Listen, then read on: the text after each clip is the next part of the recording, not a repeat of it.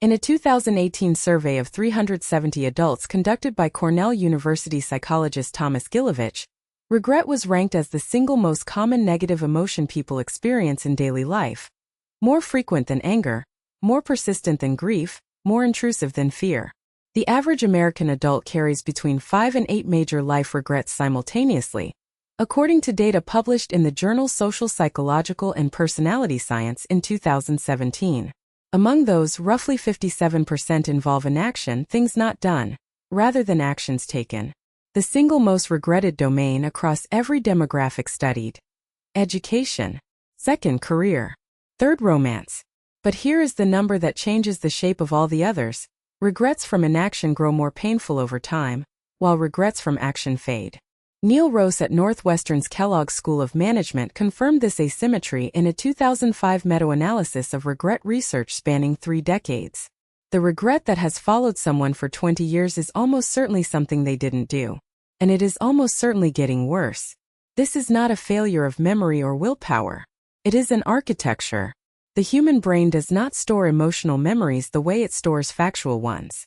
Factual memories decay in a predictable pattern first described by Hermann Ebbinghaus in 1885.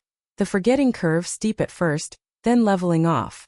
Emotional memories operate under a different system entirely, one governed by the amygdala and the hippocampus working in tandem.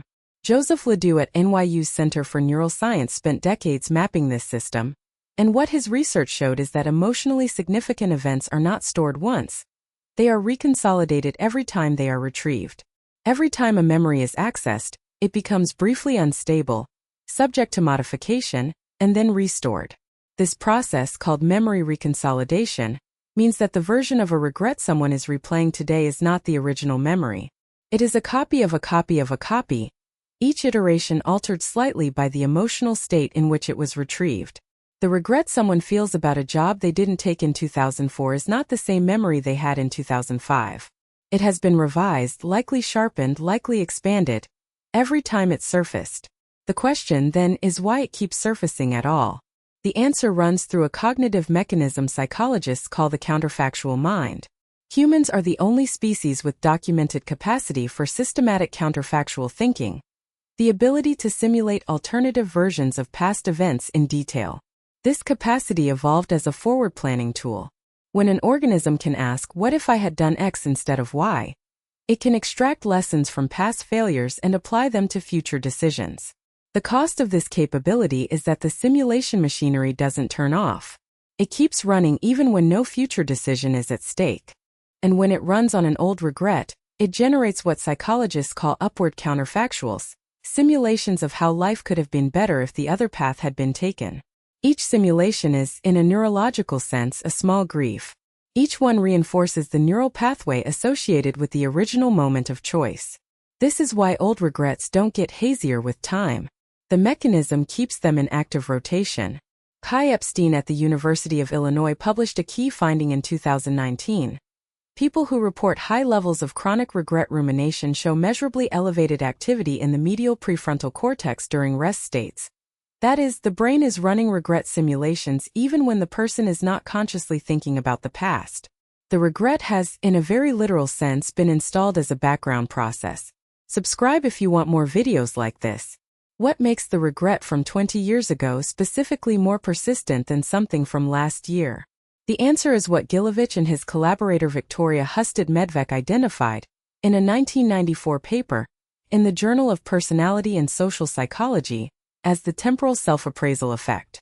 In the short term, regrets over action dominate, the thing done that caused immediate harm or embarrassment. But as time passes, psychological immune system processes work to rationalize and contextualize actions. I made the best decision I could with what I knew. That rationalization is harder to apply to inaction, because inaction left the outcome permanently unknown. The road not taken exists in a state of perpetual possibility. It cannot be evaluated, only imagined. And imagination, unencumbered by reality, defaults to the best possible version of what might have been. This is the mechanism at the core of the problem. The brain is comparing a known, imperfect, fully realized life against an imagined alternative that has never been tested against actual conditions. It is structurally an unfair comparison. The alternative life has no traffic, no disappointments, no ordinary Tuesdays. It has only the version of itself that feels best to imagine. The real life loses this comparison every time. Not because it is worse, but because the comparison is not between two real things. Daniel Kahneman and Amos Tversky's prospect theory, developed in 1979 and later refined throughout their collaboration, established that losses loom psychologically larger than equivalent gains. The regret over not taking a risk is processed in part as a loss, specifically the loss of a self that could have existed. That phantom self does not diminish. In many cases it grows because every subsequent frustration in the real life gets assigned by the counterfactual system to the original decision point. Didn't get the promotion? The other version of you, the one who took the job in Seattle, who went to graduate school, who asked the question, that version wouldn't be in this position. The original regret becomes a loading dock for every subsequent disappointment. This is why a single regret from 1998 can feel by 2024 like it explains a whole life. Here is the part that almost nobody talks about. This loading dock effect is not irrational. It reflects a genuine truth about how consequential decisions function in human lives. Psychologists call this path dependency. Certain choices, where to live, who to marry, which career to pursue, are irreversible in practical terms and exert compounding effects on every decision that follows. A choice made at 22 about whether to stay in a city or leave shapes not just the next year but the next 4 decades of social connections, professional opportunities, and geographic identity. The regret is not imagining that the alternative life would have been uniformly better. It is recognizing accurately that the alternative path would have produced a genuinely different life, and that the current path has specific, traceable costs. The regret is sometimes correct in its premise, if not in the completeness of its accounting. Subscribe if you want more videos like this. The persistence of the regret is then compounded by what psychologists call the self-discrepancy theory, articulated by E. Torrey Higgins at Columbia University in a 1987 paper in Psychological Review that has since accumulated over 4,000 academic citations. Higgins identified 2 self-structures that, when out of alignment with a person's actual self, produce distinct and chronic negative effect. The ideal self, who a person wants to be, produces dejection-related emotions when the actual self falls short. The ought self, who a person believes they should be, produces agitation-related emotions. Old regrets often involve both. The person who didn't become an artist carries a dejected gap between their actual self and their ideal self. The person who didn't take care of a parent carries an agitated gap between their actual self and their ought self. The regret activates whichever discrepancy is present, and the discrepancy is chronic because the original choice cannot be undone. The emotion has nowhere to resolve. This inability to resolve is what separates regret from ordinary sadness. Sadness has an object that, in principle, passes or changes. Regret has an object that is fixed. The content of the regret cannot change. The moment of decision is frozen. What can change, what sometimes does change, is the relationship the person holds with that moment. But that is not what the default psychological machinery is designed to produce. The default is rumination. And rumination, as Susan Nolan-Hoeksema at Yale documented across 2 decades of research before her death in 2013, is not processing. It is repetition without resolution.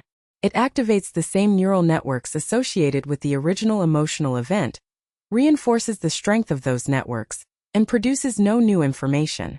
The frequency with which old regrets surface is also modulated by what researchers call self-relevant threat. When something in the present environment mirrors or echoes the original regret context, the regret activates with heightened intensity.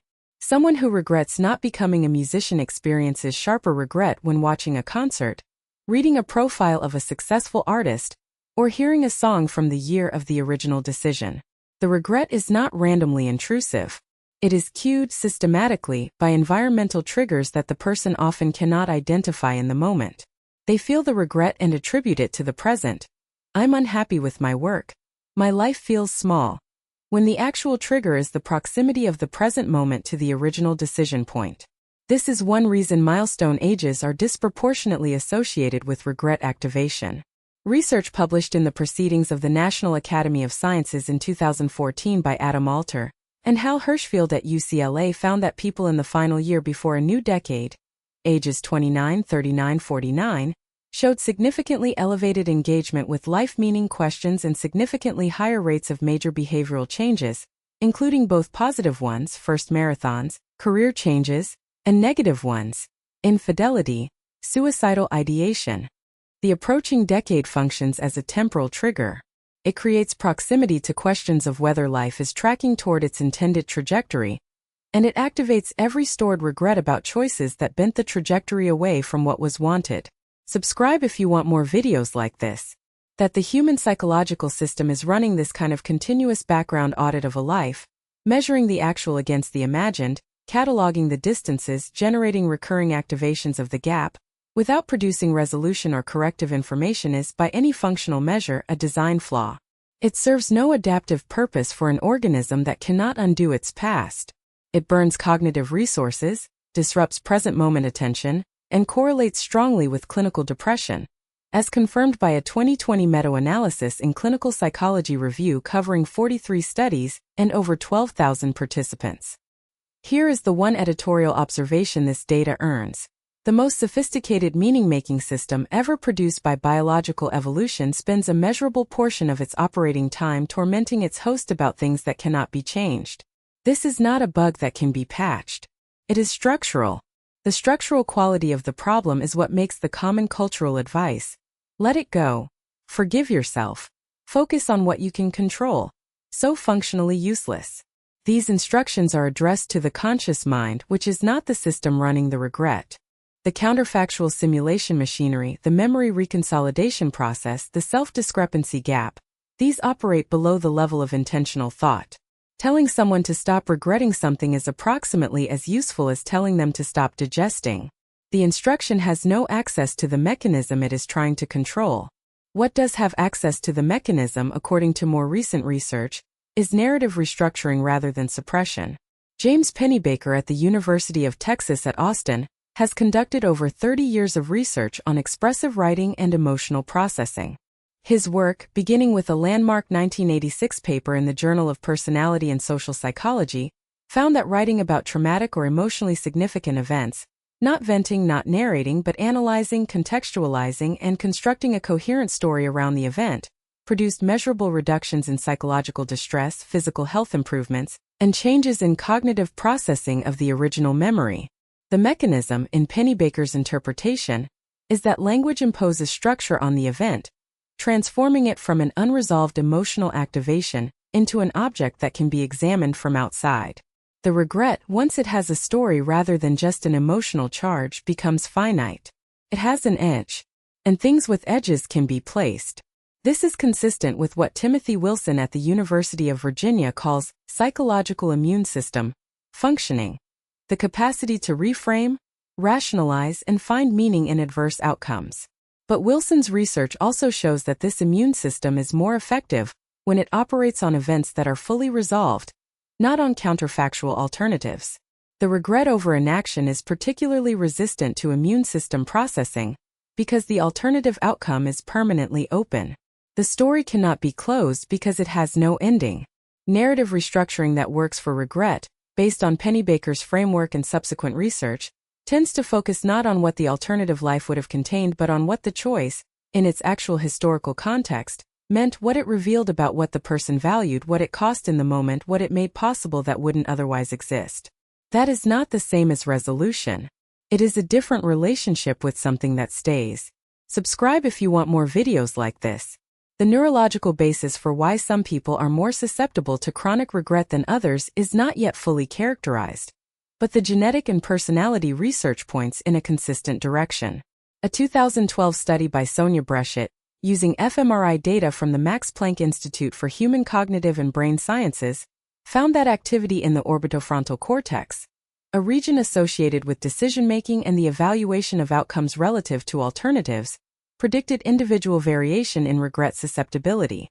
People with higher orbitofrontal activity showed more intense and more persistent regret responses to counterfactual loss scenarios. This is, in part, a trait, not just a response to circumstances. It is also correlated, the same research suggests, with a capacity for careful decision-making. The brain that is better at comparing alternatives before a choice is the same brain that is better at generating painful counterfactuals after one. The susceptibility to regret is inseparable from the cognitive capacity that makes planning possible.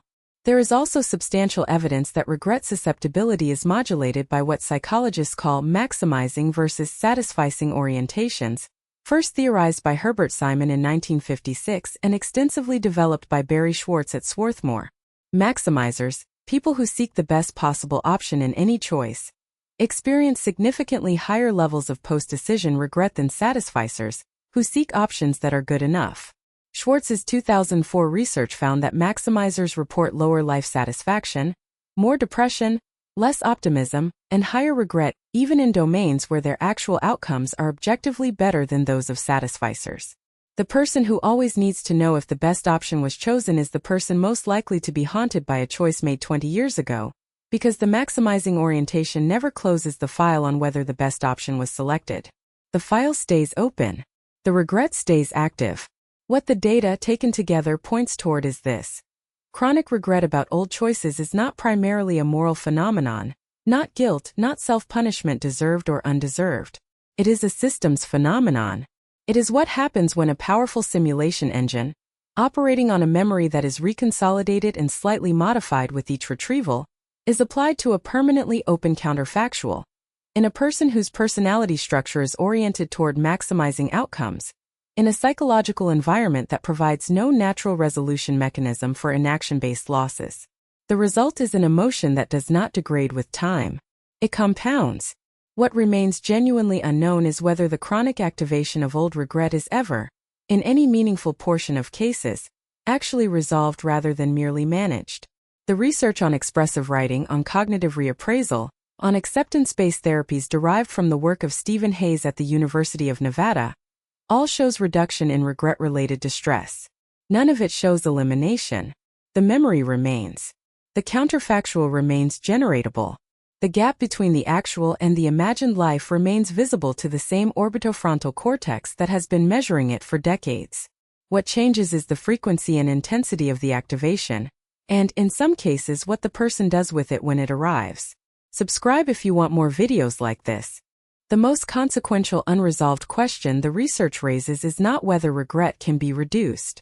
It is whether the things that produce chronic regret, the high counterfactual impact decisions around identity, vocation, and relationship that tend to cluster in the late teens and 20s, are being made in environments that give people adequate information, time, and developmental readiness to make them.